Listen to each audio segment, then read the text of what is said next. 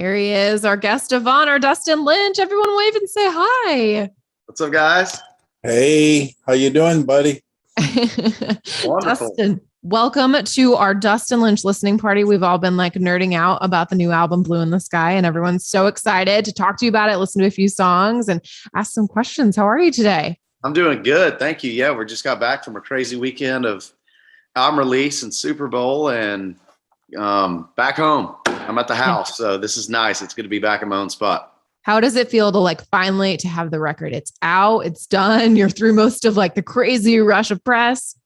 Yeah, it is. It's been about 2 weeks of nonstop bouncing around to interviews, and we got to play a few shows over the weekend at the Super Bowl, which is always nice because I love to play music. Talking about music is great, but after 2 weeks of talking, it's like, man, I want to play some of this new stuff. So I'm excited. Yeah, we're going right into rehearsals, going to get ready for the big party mode tour. So that's what I'm looking forward to next. That's super exciting. Well, we're so glad to have you today. We have got listeners from all over America. There's SoCal, Southern Florida, Vancouver, Ohio. Everybody's here. So I thought we would start by asking some questions that everyone had, and then we'll listen to a few of the songs and you can tell us about them. That sound good? Yeah, sounds great. Thank you. All right. Awesome. So Brooke, do you want to wave? Where are you, Brooke? Brooke right there. Brooke said back in 2020, Rolling Stone described Tullahoma as adventurous. What one word would you use to describe Blue in the Sky? They described it as what? Rolling Stone described Tullahoma as adventurous, but what is one word you would use to describe Blue in the Sky? Gosh, probably a little bit of the same, only because I feel like I did a lot more adventuring over these past 2 years when I was writing the Blue in the Sky album because I was stuck at home. We weren't touring. So, it was a lot about just what we were doing in life, me and my friends and my family. We were doing a lot of life out on the lake and throwing a lot of parties here at the house as well. And I think this record to me is it comes off a little bit of fun and a little bit of lifestyle, I love that. And then Kathy, do you want to wave? Kathy Bray right here. Hi, Kathy asked, when you are on tour, do you eat out at a restaurant in the city that you're performing in, or do you usually like to try and be healthier and cook on the bus? Well, there's not really any cooking on the bus, only because that would stink it up. I'll do meal prep and take that with me, and so maybe I'll heat it up in the microwave. But that's one of my favorite things about touring is everywhere we go, there's some place that we need to check out. Everybody's like, man, have you had this from this place? So we love to explore. We love to get off the bus and go find new restaurants and new stores, and that makes touring so much more fun. I think there's so many great spots around this country that until you go and do it, you don't know. But everywhere we go, there's always a new adventure to take part in. So yeah, eating is one of those adventures we like to go on. Definitely. And then Lily asked, what is a song from your album that has gained popularity that you didn't expect maybe to get such great positive feedback? Yeah, I would say Something That Makes You Smile is a song that, was more of a personal recording than I thought would be something that everybody would jump on, but it seems to be one that's really taken off for us. And then on the live front, Tennessee Trouble is a song I didn't realize, as we've gotten to rehearsals, that song is really hitting hard. It rocks. So we're having fun rehearsing that one, and I think it's going to probably make the cut for our new tour as well. That's amazing. And then we've got Megan. Megan, do you want to wave? Hi, Megan. Megan said, where did you come up with the concept for the party mode music video, the luggage mix up with such a plot twist? Yeah, we work hard on those treatments, and we had several ideas going around. And my manager actually came up with a crazy idea of maybe we come across some drug lord in his boat and we blow up a boat, and it's like, well, how are we going to pull that off? So it kind of stemmed from that on how we could pull it off, and getting a suitcase mixed up with a mobster is what we landed on. So those two guys in the video, the Corbin and Cornbread are two of my buddies from here at home. They're actually farmers. Cornbread, yeah. I love it. That's his name. That's the big black guy in the video. He's one of my best buds. And Corbin, both of them have taught me how to farm.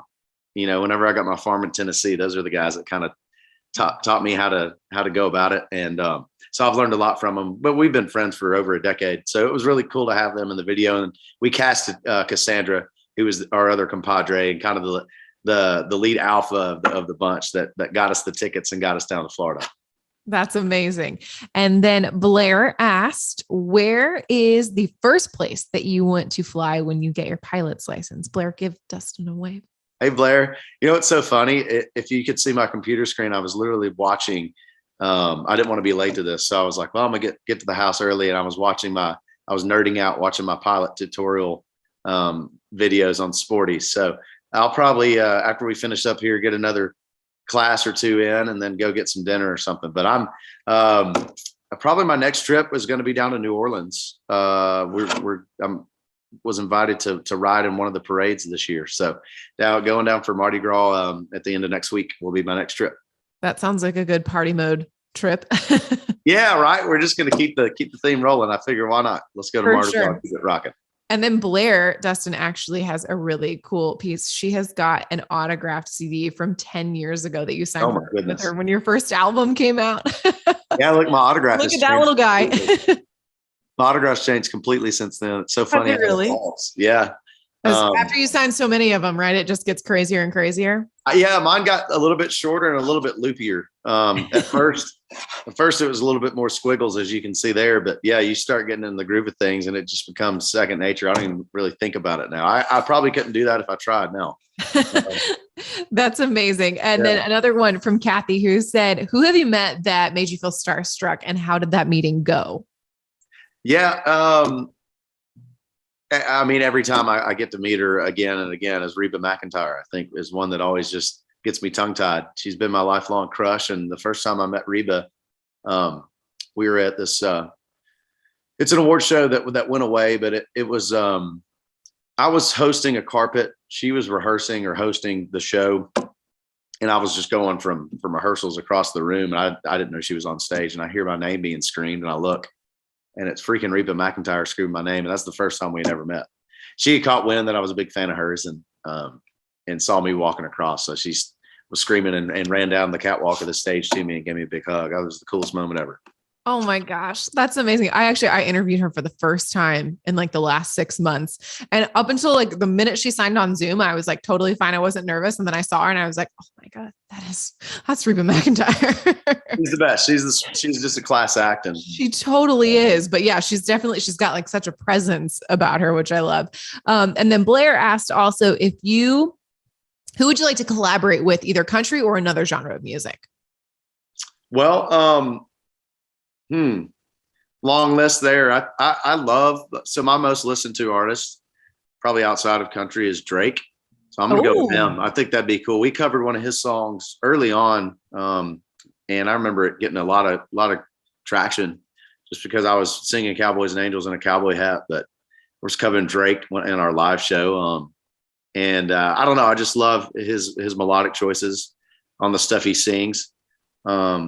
You know, it seems like he has a lot more melody than a lot of the other hip hop guys. And that's probably why I gravitate towards his stuff, but that'd be a really cool collab, I think. For sure. Are you thinking about throwing any other like covers or mashups into this next party mode set list? Yeah, we're really going to embrace the party mode of this tour. I mean, we're going to try and really make it make it a holiday more than just a show. I want it to be very interactive, you know, once we get everybody into the venue, but I want to try and get the party started early and pregame with everybody and then have an after party as well. So we're in rehearsals right now and coming up with all these crazy ideas, trying to figure out how we can pull them off and get them on a bus, get them on our trucks and get them to and from town. So I'm looking forward to getting back out there and you know, connecting with everybody. I hope you guys can make it out to a show for sure. Oh, I definitely know there's a lot of people in here who are coming to a show. And then one more, we had another question from Lily. I thought this was great. She said, we know you're obsessed with Dairy Queen. What is your favorite go-to Blizzard? Snickers.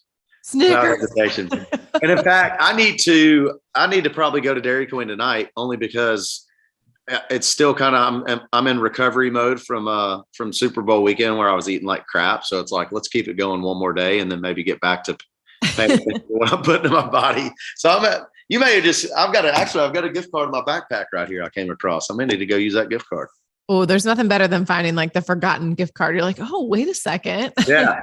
something that makes you smile. Can you tell us behind the story of how this song ended up on the new record? Yeah, it's actually a great story. I love this story. We had one more recording session. Think About You had really taken off. And we realized, oh man, we thought we were ahead of the ball, having the album completed, but it's going to need to come out a lot sooner in 2022 than we thought. So we put one more recording session together on a little window of time I had off a tour. And the town of Nashville caught wind that we were going back to the studio. So a lot of the writers and a lot of the publishers started sending my email a bunch of songs. I mean, I was getting just hammered with songs every day, new songs that people were writing for me, hoping that I would like. Of course, I was writing. I had one more writing retreat, and we were in California a day before a show. And I was like, well, shoot, now's the time to catch up. I went for a long run and started listening to a lot of new songs, went back to the hotel, and we were going to meet up for dinner. And so I jumped in the shower and still had the songs playing. And I had shampoo in my hair the first time this song came on in the shower. And I just remember, I'm like, holy crap, this is exactly what I needed to hear right now. It's just a special song that reminds me to take advantage of being home and do what I love and be with my friends and family. And it's okay to have a day off and do that. And this is my mom's favorite song. I'm so glad that I was able to record it. There were a lot of other artists that were, trying to get it. And the writers believed in me to record it. And so we were in the studio a week or two later doing that. I can see why that's your mom's favorite for sure. That's a great one. I love that. And then the next one that we wanted to play is Stars Like Confetti, which some of the people here in this group already did their homework and saw the track listing and realized that was one that was co-written by Thomas Rhett. So tell us the story about how this song ended up on the record. Yeah, a silver lining of 2020 and us not being able to tour was we were back home writing and able to collaborate, and where I record a lot of my music, a lot of my vocals and I do a lot of brainstorming is about 2 houses down from Thomas Rhett's house. So he just built a new home 2 houses down from where my producer is and where our studio is. So he loves to pop over and try to get songs on my album. And this particular day it worked. So TR's, he's a very talented writer and he writes a ton of music.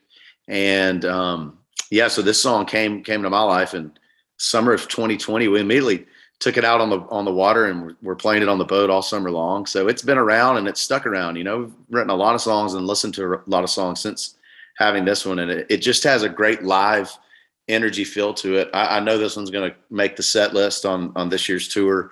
And it gives me a reason to have confetti cannons on stage. So that rules. Yeah, exactly. I love that. Like whenever other songwriters and publishers hear that you're in the studio, they're all like trying to track you down and find you. And Thomas Rhett just like shows up at the studio and he's like, hey, what about this one? Yeah, he knows what he's doing. And I love TR and I hope we get to collab on one of these days. That one it turned out so great. I think we're all very glad that Thomas Rhett showed up and pitched that one to you. And then Party Mode. This one is so much fun. And when you were talking to me on the Superstar Power Hour earlier this week, you were saying like this song came into your life at just the right moment, right? It did. Yeah. It just got through the weeds of a breakup. And it was my call.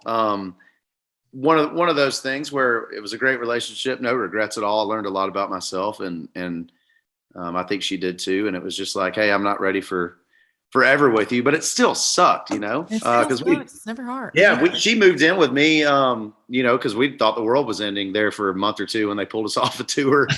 And so, that sped things up a lot. We lived together for a couple of years there and, it was just, it was time to go our separate ways. So I remember this one moment, I was in an Uber headed downtown with my buddies and we were going to party on Broadway in Nashville.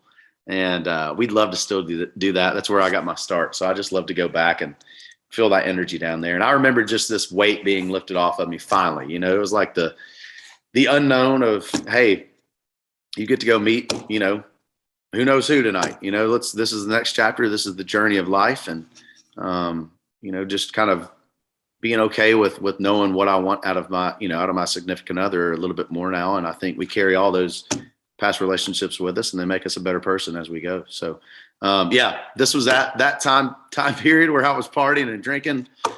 Still am, in a fun way. It's not a bad thing. It's just all about being with friends and loving life right now. I love that. And we love this new single so much. We're so excited to be playing it. We're so excited that you took the time to hang out with us today. Dustin Lynch, thank you. Thank so you guys. much.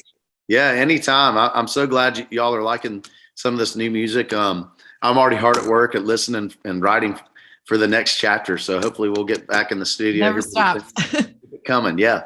Awesome. Thank you so much. And don't forget, everyone, you have your own free download for the entire album if you haven't had a chance to listen yet. And then you also, everyone, Dustin got $100 gift card to your merch store. So when you see these faces on the party mode tour, they're going to be all decked out in their DL swag. That's so awesome. Hell yeah, y'all. Amazing. Hope you like some of the stuff. Yeah, you have great merch. Like we were talking about this. We're like, oh, he picks out like cool stuff. Like it's well, I'm glad you guys are liking, and we're working hard on the next stuff too. So stay tuned. I can't wait to see y'all on the road. Thank you so much for your time, Dustin. Everyone say goodbye. Wave.